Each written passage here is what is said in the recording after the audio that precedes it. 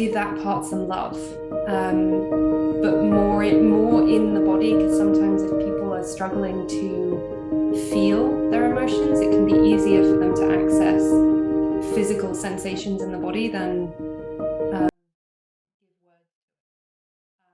Again, they're just a few things.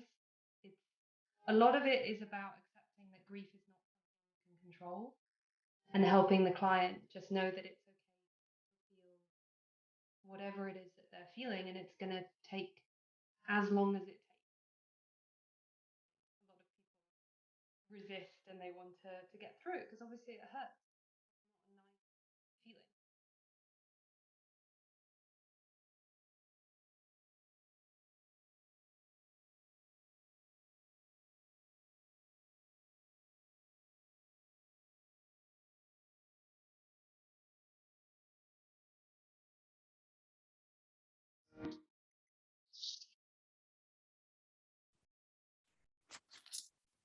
Hello, everyone. Good morning, good afternoon, and good evening.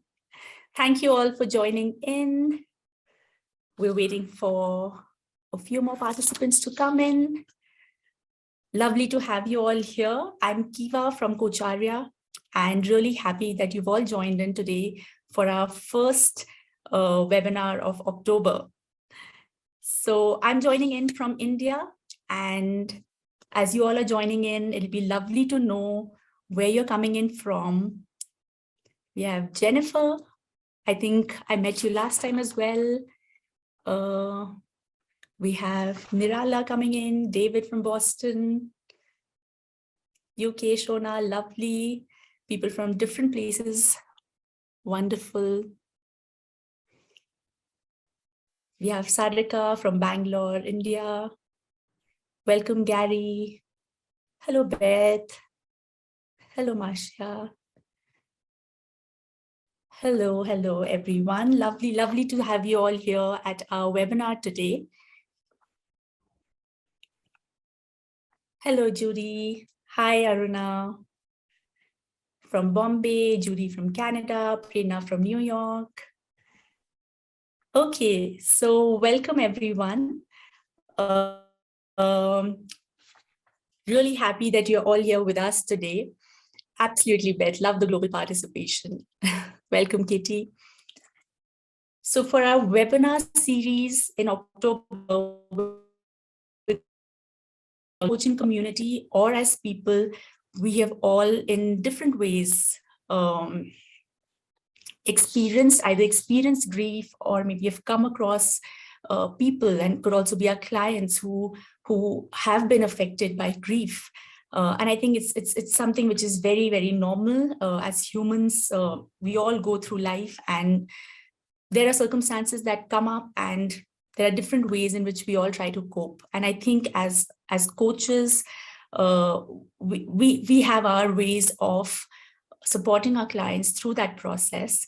And that's why today we thought, why not also bring in guests from a community which is closer to us, a profession that's closer to us, similar to us, and create a learning space for us to see what are the similarities, what are the differences from their world. So today we have with us Vandana, and we also have Emma, who's going to join in a while. She's just facing a slight technical challenge. So Vandana is here with us right now, and Vandana is the founder and CEO of Soulvani. She is a certified regression therapist and a family constellations facilitator with over 10 years of experience in the industry. Vandana, welcome to the webinar. Lovely to have you here. And I think Emma is going to join in some time. Hopefully she can join us today. So Vandana, before we get into exploring how, from a therapist's lens, we can understand grief and support clients, the grief that they're experiencing, would be really good to know a little bit more about your niche, a little bit more about your specialization. So from what I understand, you're a regression therapist, And I think my own understanding is limited to whatever little I know about regression therapy, and family constellations, facilitator is also something new to me, and I think for our audience as well. So over to you. Would love to hear from you a little about your work, and then we'll explore the topic together. Thank you, Kiva. Thank you so much for inviting me to share my experience. Hello, everyone. Good morning, good evening. Namaste from India. So I am Vandana Jakhar. I am transpersonal regression therapist and family systemic constellation facilitator. My journey started in 2012 with my elder son. He was suffering in his studies, and I was very in dilemma. How should I help him? So I tried to help him. And in that process, I found myself and my journey as a therapist. So we can say it's journey of a mother transformed into journey of a therapist. Beautiful. Thank you. Like every therapist is different, like every client is. I am intuitive and highly empathetic. For me, my clients are not just cases or case studies. They are part of my journey. So I connect with them through the voice of soul. So I created Soulvani. Wonderful, wonderful, Vandana. And could you share a little bit about family constellations, about regression therapy, just a few details for our audience to understand both these specializations a little bit more? Sure. So I would like to say it's not regression therapy, it's transpersonal regression therapy. So regression could be in past lives also, and this life past of this lifetime. So we go in the roots in past lives and past of this lifetime. Since the time of conception or in mother's womb, a person's journey started. That's very, very interesting, because when we normally think about any kind of an experience that we're having, we think it's only when we are here, as people in the world, and then certain experiences that we go through is what causes, what we're experiencing. So it's really interesting. And I think as we get into the conversation further, explore how that aspect kind of plays a role, even with grief, So, Vandana, would you like to tell us a little bit about family constellations as well as a concept? Yeah, so family constellation were developed by Bert Hellinger. He was German. And according to him, he diagnosed with his experience of so many years that our problems that cause suffering are not coming from our space only. They are coming from our family system or our ancestors. So if we want to work on any issue or any block in our life, we go to our lineage or our family system to look more deep into it. So this is therapeutic process, and it's a group therapy where participants are involved as surrogate for a client. And yeah, in this we resolve the trauma, we resolve the hidden dynamic of family.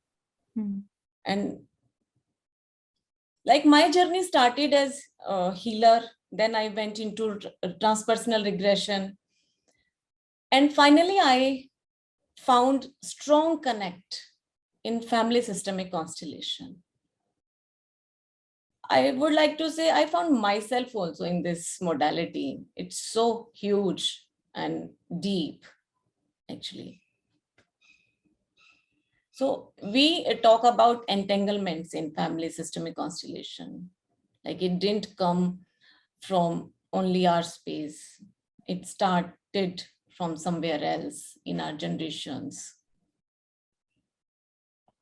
Very, very interesting. So coming to our topic today for the webinar, which is on grief to acceptance, how we can go about it through a therapy kind of a way. So would like to learn from you, Vandana, as a therapist, how would you define grief? As we know, grief is a really very intense response, emotion connected with someone's major loss or death of a loved one or even broken relationship.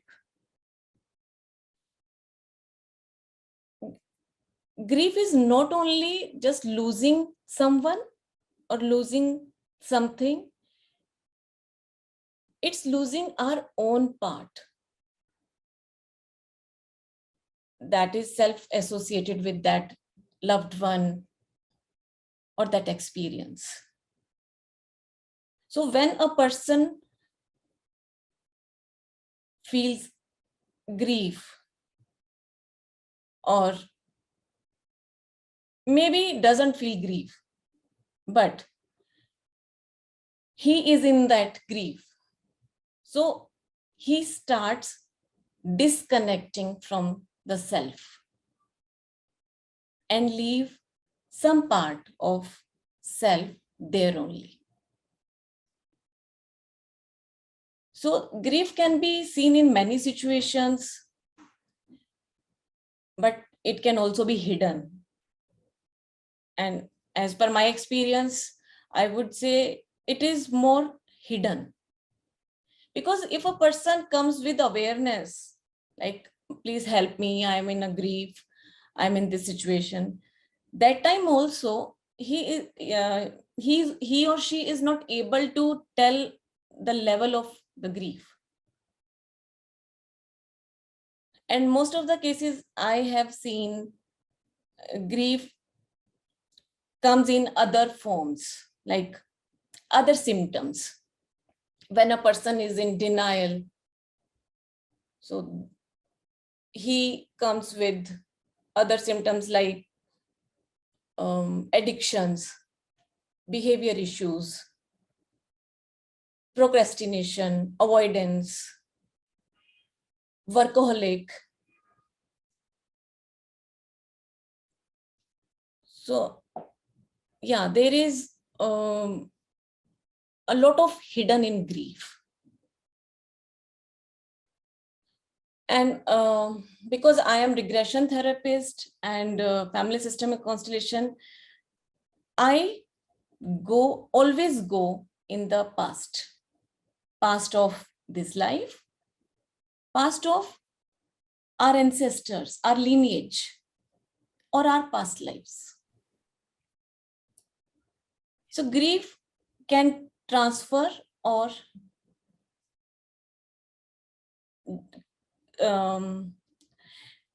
it's actually can come through generations, generation to generation, if left untreated.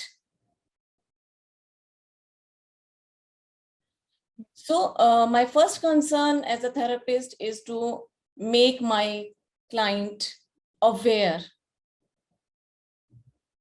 that he or she is in grief.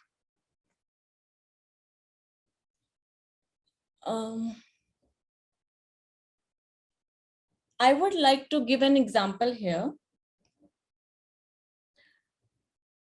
A girl who is 24 came to me with the symptom of outside body experiences. When I went into a session with her,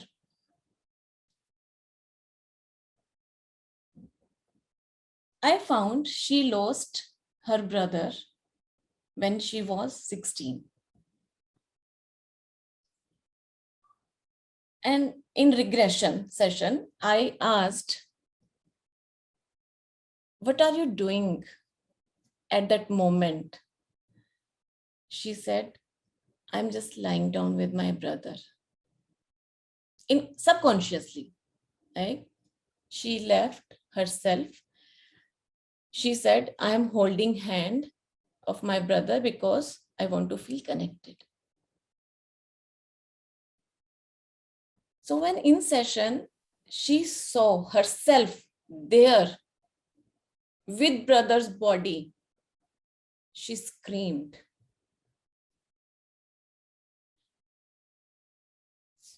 So how much affect that adult self, the present day, because she left her consciousness there with brother. So how can we imagine a person can feel fully present in the body? So, of course, grief is about to lose someone, but it's about losing ourselves also. Losing our maybe most precious part.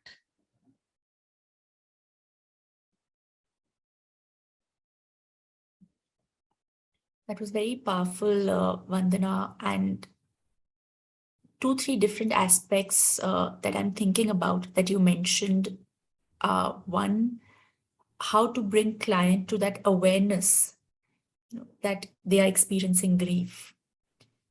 To also, that's actually making me question, so what is it that is actually going on in the person's mind at that point? Because you mentioned a while back that they might drown themselves in work or maybe have other addictions, but what is it that they are experiencing? Okay. So if a person comes with acceptance of grief, that is fine. We can work with that person. If a person comes in denial, like he or she doesn't have awareness about grief and comes with different symptoms, first I would tell him about his grief to make him comfortable with the grief. But my responsibility to take him in the grief, to connect with the grief in the session, in therapy session.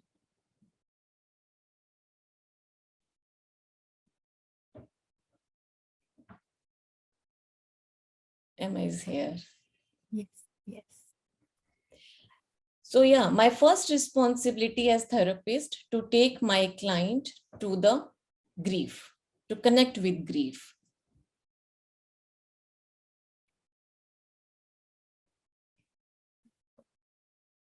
So there are a lot of thoughts that have come on the chat box as well, and we'll just explore those just in a minute. I'd like to introduce Emma to all of us here. There was just a slight technical challenge, so Emma has joined us now. Welcome, Emma, to our webinar. Really lovely to have you here with us. For all of you here, Emma is a trained integrative psychotherapeutic counselor, and she's a life coach who has a client-led, very compassion-based approach to help clients connect deeply with themselves.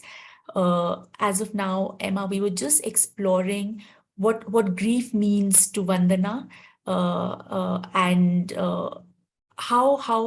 what is the experience that the client or a person goes through while they're experiencing grief.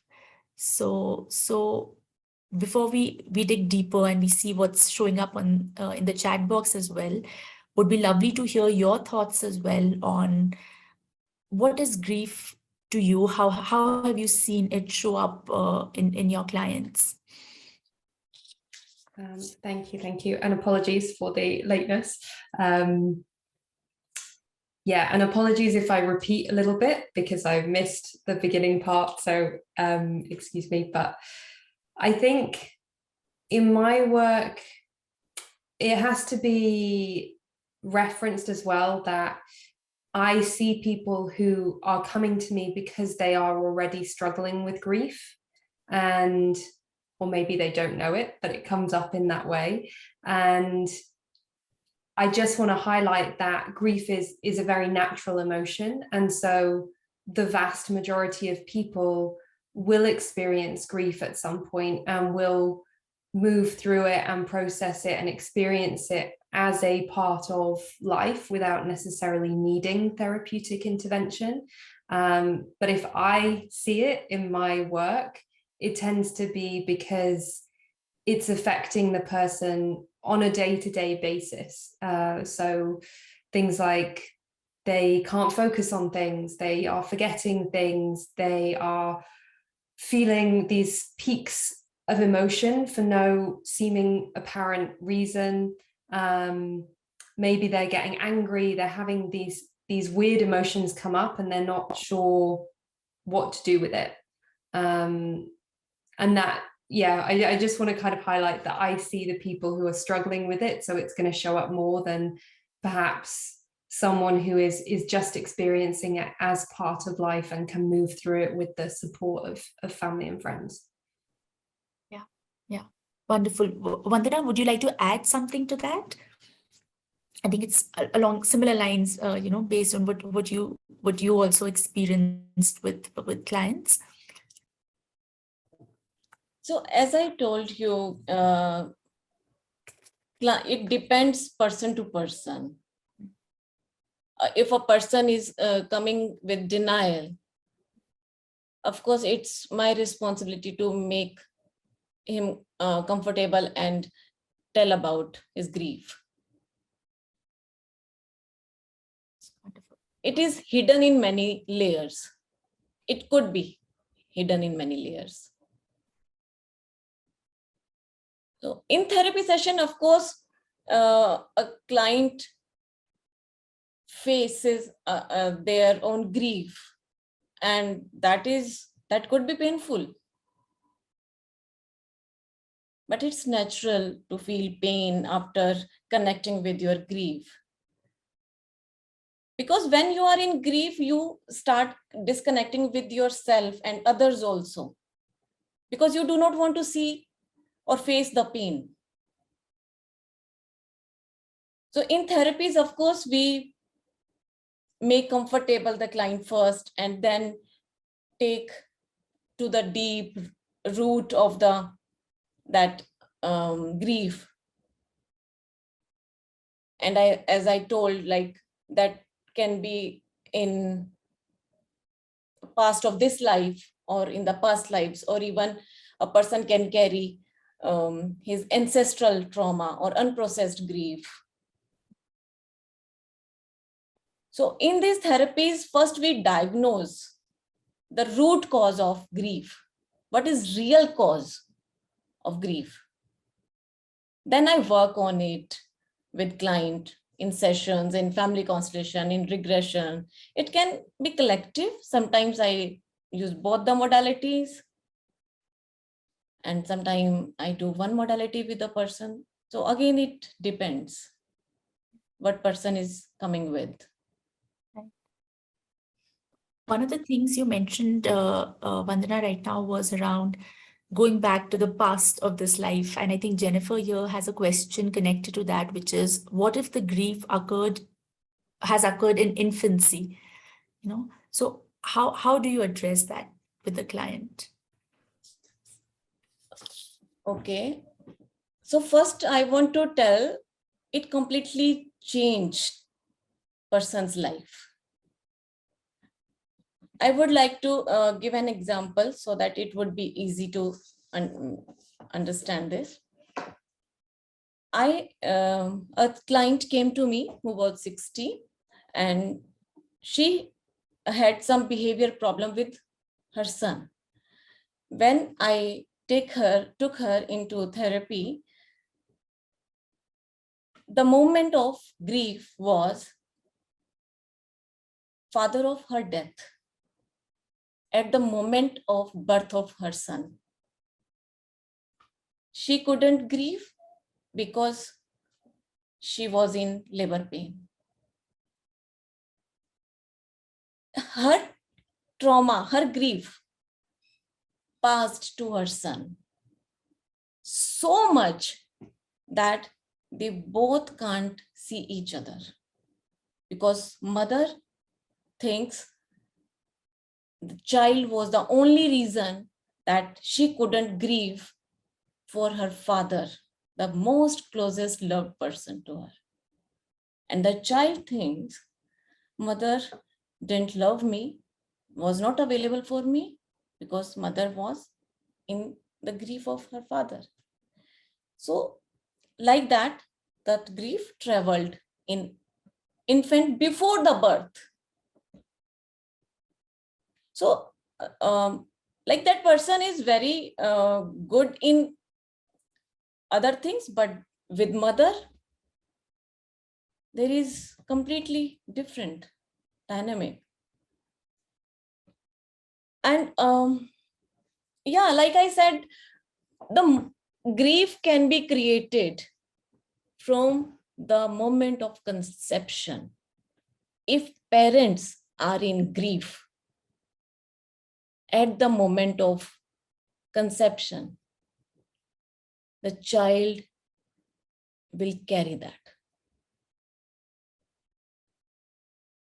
So it's really deep for a child. It's really huge, actually.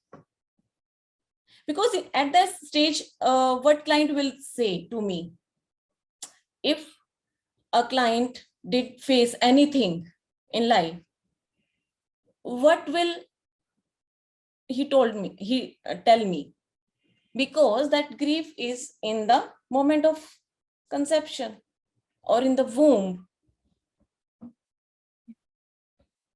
So a while back, Emma, before you joined in, we were discussing a little about how it's important to bring in the aspect of helping a client to accept that they are in this stage.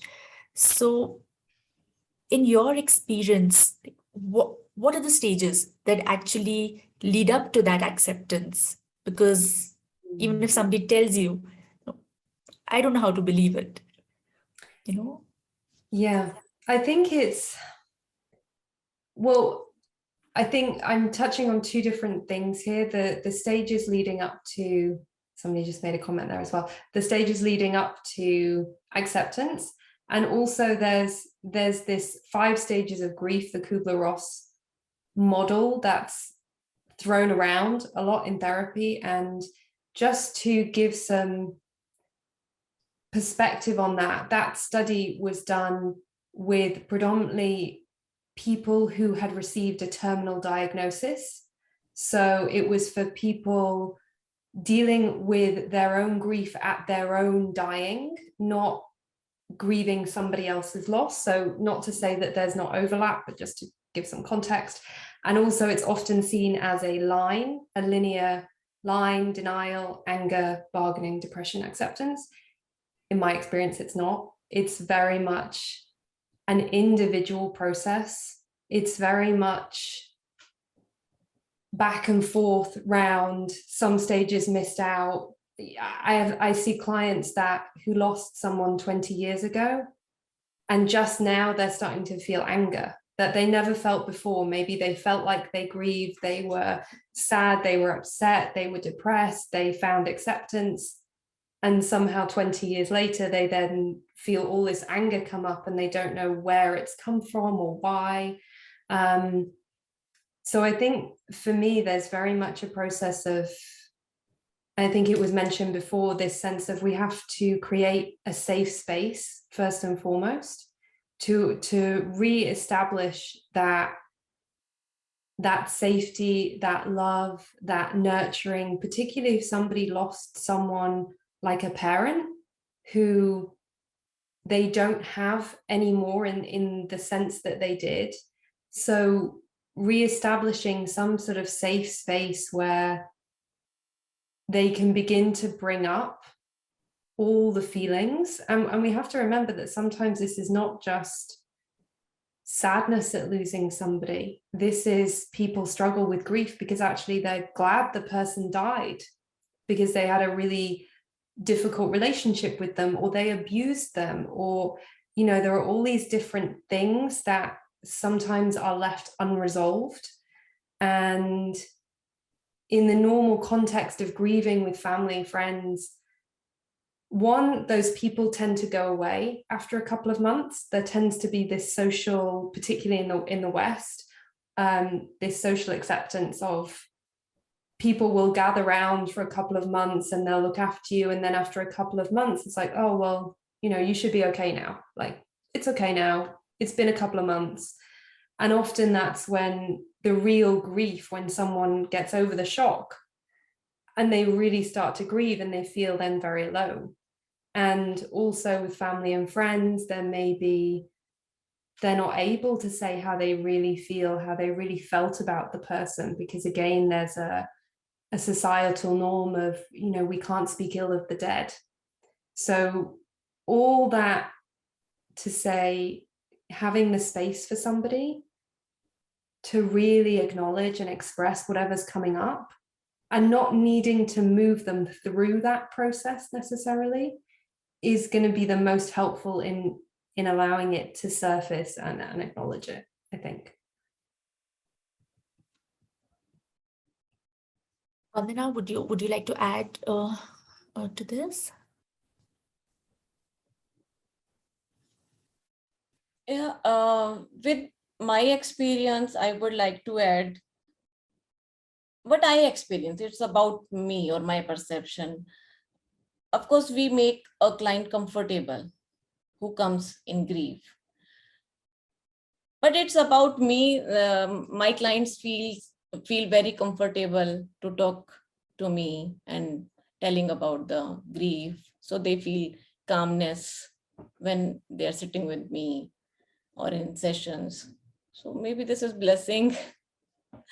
And I would like to add one thing. When a person comes in denial,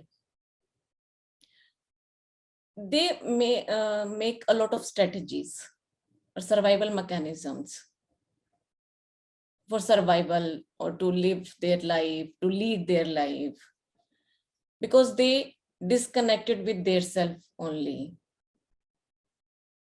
In that case, of course, there is a struggle to connect with them because they created some different personality.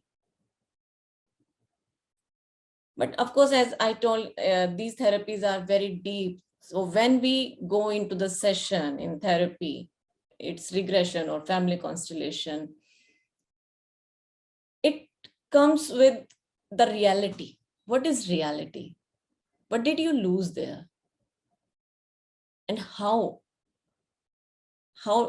did you make some decision there?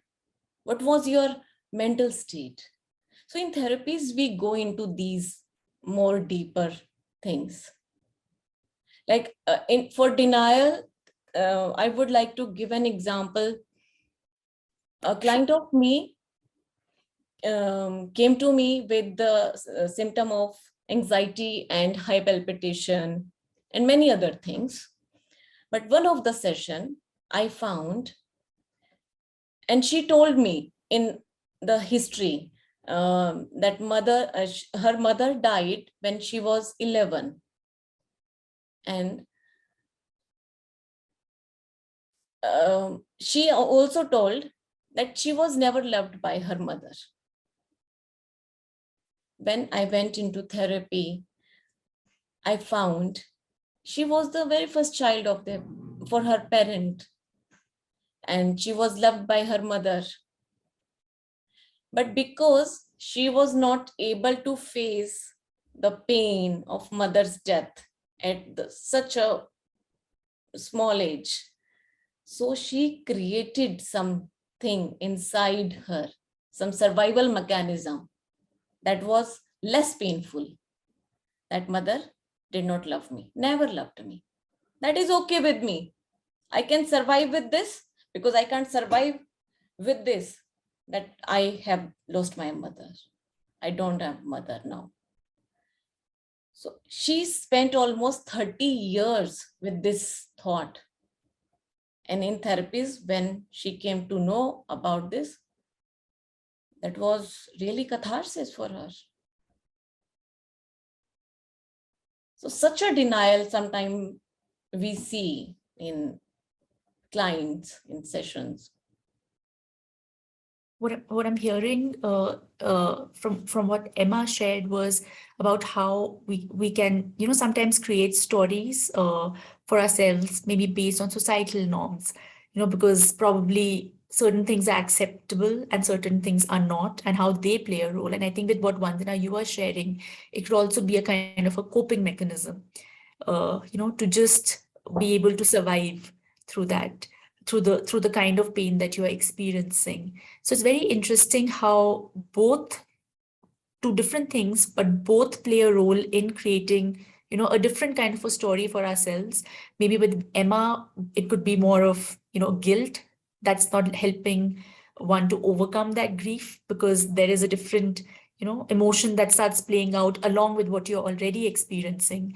And I think Vinita in the chat box has also asked something around that, or she said something around that, saying, how does someone process an overlap of grief with multiple aspects happening in life? What are the layers that we need to work with? I think Yeah. that's so, I mean, Yeah. Oh, sorry, you go. Please carry on, Emma. Please carry on. Okay, I was just going to say, I think it's always good to know, well, certainly the way I work, it's never just grief, actually, because generally speaking, we're holistic beings. There's always going to be extra layers. And actually, I worked in a bereavement center for a year, and most of the clients that I saw, I think all of them, we never just spoke about the grief. We spoke about other things. We spoke about their childhood, their relationships, how their relationships played out, how their work played out, what was going on for them. And you miss so much if you try to box off different things, like, I think it speaks to what you were saying earlier about denial, that I've had clients come and say, this happened, my partner died, my mother died, I have some grief, I'm not dealing with it, everything else is fine, I just need to deal with this, give me the 1, 2, 3, 4 steps and I'll do that and then I'll be fine. And we kind of have to take a step back and go, okay, it's interesting. And this tends to happen also, I think, with high achievers, with people who are used to being in control, being able to navigate their lives, be in control of their emotions. And then grief comes and they can't control it. And yeah, I don't think it's ever about just grief. I think actually if everything else in your life is wonderful and you experience grief, probably you will process it without the need of therapeutic intervention. I think there's always a bigger picture, and you have to look at that, because otherwise you miss you miss everything. You miss all the context. I don't know what you would say. Yes, that's very interesting, Emma, because yeah, I think anything that we're experiencing, even if it's a trigger, it cannot happen just in isolation. One is the past event, but one is what is happening every day around us, and the new experiences that are getting created. So there's a very interesting question that somebody has shared asking about, I think we've discussed a little about how any kind of a traumatic experience can cause grief. This is slightly different. This is about, is grief also common among the elderly when they feel that they have lost a part of themselves, maybe from their younger days? It covers a lot of layers, Kiva. Yeah. A lot of layers. Yeah. Like anger, sadness, loneliness, helplessness, hopelessness. A lot of coming in under grief. So when a person comes in denial and then connect with grief in therapy session, there is some acceptance of grief. But acceptance doesn't come easily. It brings a lot of pain. It brings a lot of sometimes sadness, loneliness, anger. So yeah, again, I would repeat, these therapies are really deep. So a person may face a lot of trauma during the therapy. And that is, of course, really painful for someone to accept the grief. But that is reality, actually. After that, maybe after some time, the person starts connecting with self or others. So yeah, it can be many layers. And grief isn't just associated with the loss of a person. I mean, as that question, grief could be loss of a job, it could be retirement, it could be anything that is experienced as a loss. Yeah, change of a place, even broken relation, even a relationship. It's just a relationship. It's not a husband-wife relationship, maybe just a relationship between siblings also. It's also creates some grief. So I'm curious to know, so I think both of you, I think family constellations or working around a system to me sounds similar, in certain ways.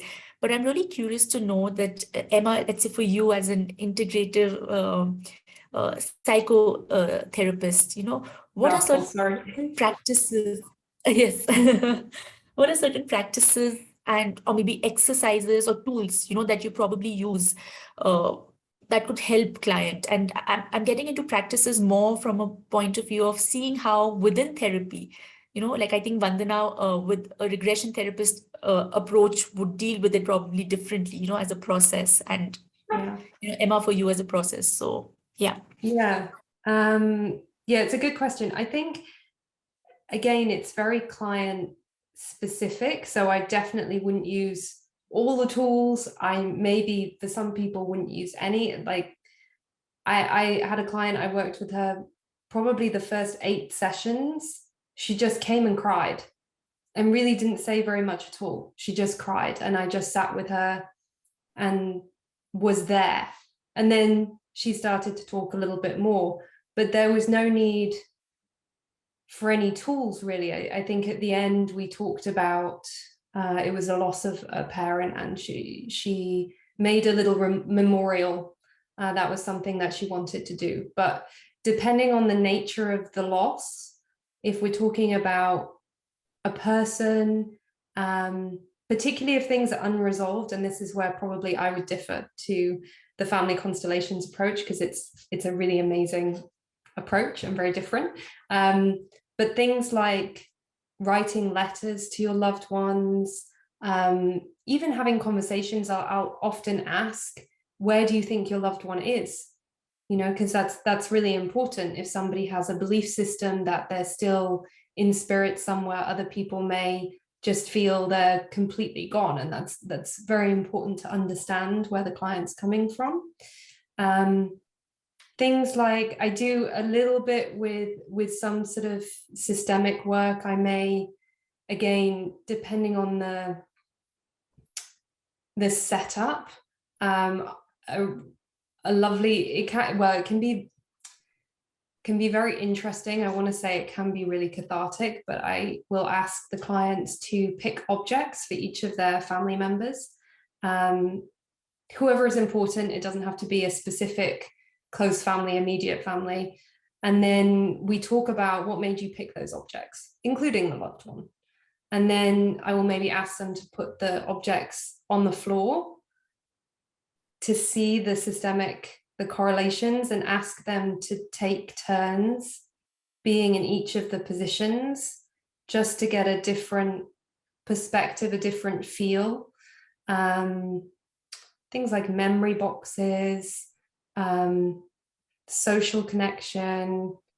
Also, somatic work is, I think, sometimes very important, particularly with people who are struggling to feel their emotions. So by somatic work, I mean body work. So where do you feel that in your body?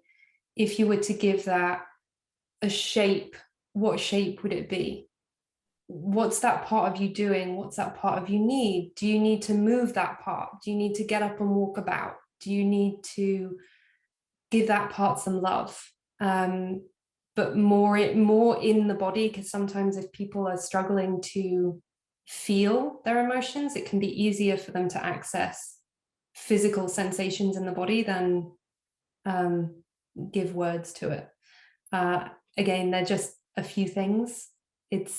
A lot of it is about accepting that grief is not something you can control, and helping the client just know that it's okay for them to feel whatever it is that they're feeling, and it's going to take as long as it takes, which I think a lot of people resist, and they want to get through it because obviously it hurts. It's not a nice feeling. Very interesting. Vandana, what about you? Like, would your practice be similar, different? In what ways? So in a way, we are talking something similar. Of course, the name of modalities are different, but like in regression, transpersonal regression therapy, we make client to feel deep pain, go in the pain and feel it maybe one last time, but feel it completely. Then we bring him back from the grief, from that event actually, because that situation, that event, the moment holds a lot of weightage of grief. We can't remove the memories. A person have memories about loved one, we can't remove, but we can remove the charge from that situation through regression or through family constellation. I would like to say for the case of denial, I would recommend family constellation, because in this modality, client is just a witness, his own story that unfolds, grief unfolds in front of him or her, because this is group therapy, and there are participants who participate energetically for and become surrogate for the client. So in denial, it is very good to see how the grief unfold in front of a person. And like Emma said, sometimes we need to be more cautious with the client, as compassion, as giving space, and sometimes we make him or her feel a lot into the pain. So again, it depends on person to person. So I think, sorry, Emma. No, I was just going to add, I know there's just as a kind of caveat, that whole reliving of the trauma, it's specialized. It needs to be taken with a lot of care, because it's very easy to re-traumatize. If you just like say, tell the story, you need to be very careful with that. It depends on the client. Yeah, thank you, Coach Arya. Energetic role play in the knowing field. Yeah. So, yeah, thank you. So we have a few questions that have come up in the here as well about therapy. So Ruth has asked us, do people change for the positive? Like, what do you see at the end of the therapy, or does it end at acceptance and understanding the grief? So after the acceptance there, should I continue? Sorry. So Please, after the acceptance, there can be multiple layers of sadness, loneliness, and hopelessness. But there is some connection with self. There is some reality. There is some connection with true self. True self is our inner self that belongs to us. So we start connecting with our inner self after the therapy sessions. And when we face our emotions, when we process our emotions, slowly and steadily we start feeling complete inside us. And we do not need to make strategies or survival mechanism to live our life fully. And second, in these therapies, like I said, a person leaves something there only in that event, in that moment of grief. So we bring that fragmented parts from the past and integrate them in the person. After this integration, it takes time. But after the integration, a person feels really complete and alive within self. So, and sometime, like I gave an example, that girl left her consciousness, and that woman left her lovable part that was connected with mother, left there only. So sometimes we integrate most precious, beautiful, and strongest part of the self from that event. So yeah, it's really very healing modalities. And I think with the time, after every session, a client feels the shift and changes in self. So, Emma, would you like to add something? No, I think that covered it really. It's about that real deeper level of self-acceptance of any of the rejected parts, being able to bring them in, and that as a person, you then become more integrated, you become more like self-accepting, and you then have tools.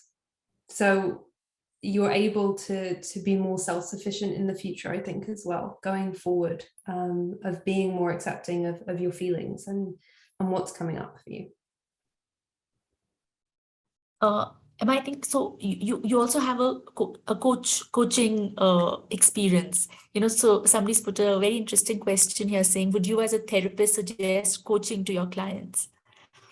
Yeah, I have done, and not always with me, because sometimes I've worked with a client therapeutically, and they've then felt that perhaps it's time to move on to coaching, and I've suggested a different coach just because it's quite a different way of working. And if you've already established a therapeutic way of working, it doesn't always work. Sometimes it does. Sometimes I integrate elements of coaching with therapy with coaching, but I think for grief, I probably wouldn't. If somebody's already with a therapist, I think there's a reason for that, simply because that future focus, that goal orientation doesn't necessarily work so well with grief, because it's not, you can't really like, okay, I'll just do the steps, as I said before. But yeah, I think once a person has maybe learned to understand themselves, understand maybe some of their patterns, their history, how they're wanting to develop, then it may be that they're looking for a more focused, structured approach to be held accountable to make some of those changes happen. And that's where coaching comes into its own. Great. That's wonderful to know. And I think as a coaching community, I'm sure that's a question that must have been on many people's minds. So that's helpful, Emma. So wanted to read out a few very interesting thoughts that have come up on the chat box. Kathleen has shared, grief can force us to face our own mortality, which makes us reevaluate ourselves and our lives, forces us to stop and take a closer look. Thought that was really, really powerful. Going through the pain, the emotions is the way to emerge stronger and whole. We also have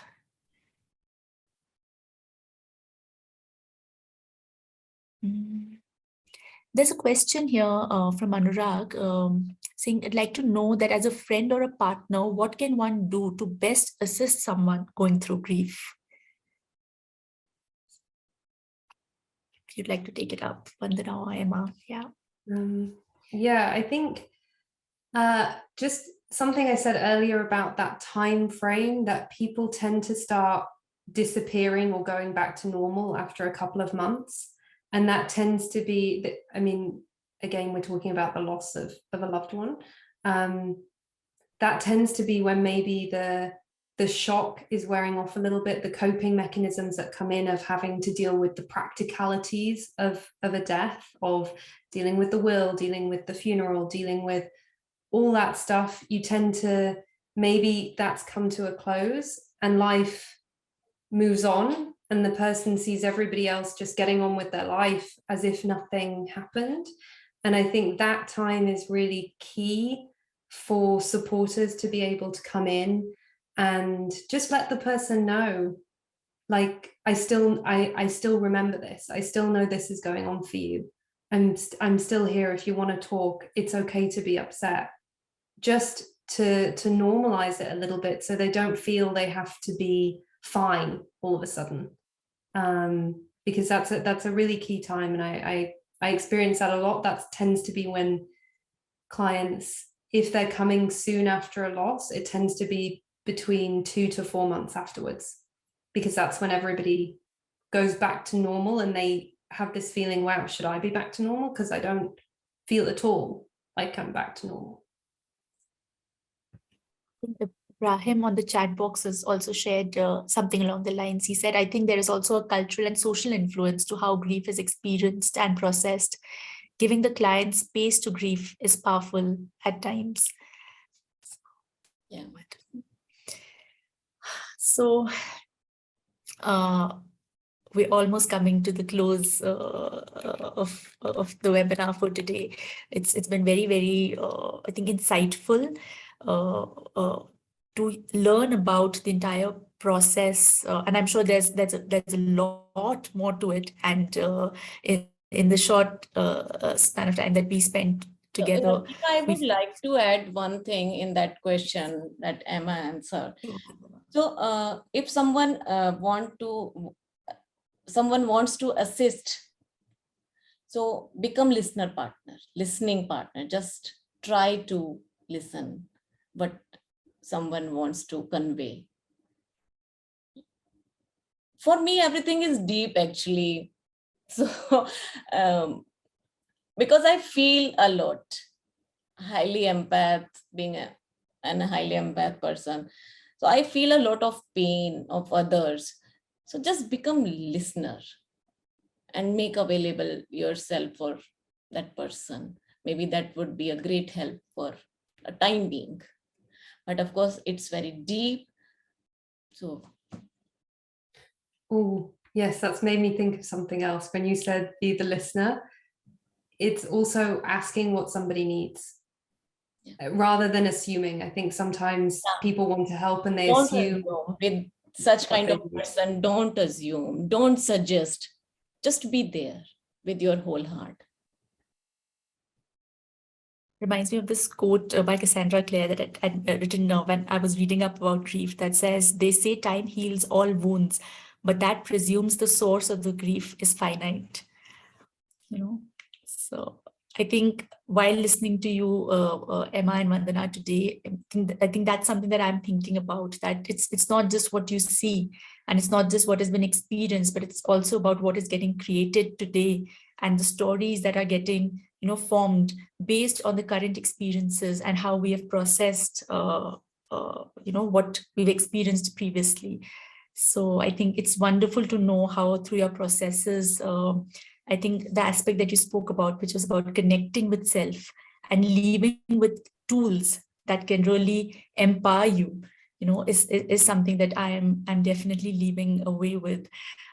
We have a minute, and I think as we close out, would just like to hear any closing thoughts that you'd like to leave the participants with. One thing that you think you'd like to leave them with. As I said, I'm very deep person and deep therapist. I would like to say, please acknowledge your emotions, feelings, and don't feel fear to face your pain. It's natural, but it will go with the time after the maybe therapy sessions or any other modalities. But of course, therapies are deep. It helps a lot. But don't turn off yourself. So just acknowledge your pain and feelings. Thank you, Vandana. Emma? Yeah, I think I echo a similar sentiment of just don't resist. Because it doesn't go anywhere. If you try to bury feelings or deny them, they still live on. And the more that we can just be with them and learn to be with them, it becomes bearable, and then it becomes easier, and they release a little bit and move. So yeah, and being able to sit with your clients in that discomfort as well, being able to witness their pain without trying to move them through it is so powerful, because you're telling them it's okay to feel it. If you try to move them through it, you're telling them that they shouldn't feel that way. Very, very powerful. Thank you so much, Emma. Thank you, Vandana, for joining us today. It was a lovely conversation, and thank you to all our lovely participants who've joined in. We'll see you again next Wednesday at 9 o'clock. So we'll sign off for today. Questions as well. Yes, for all the lovely thoughts and questions. Thank you so much, Kiva. Thank you, Coach Arya, for inviting and allow me to share my experiences. Thank you. Thank you so much. It was wonderful to have you here. Emma. Yeah, I really appreciate it. Thank you. Thank you.